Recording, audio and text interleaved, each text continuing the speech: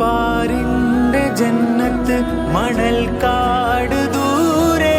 നൂലറ്റു പോവാദിനം പെയ്ത നൂറേ ഓത്തിന്റെ കാലം അലിഫാത്മരാഗം ഹജ്ജിന്റെ പാടം കൊതിപൂണ്ട നേരം പുഴ പോലെ ലോകം തഹ്ലീലിലാകും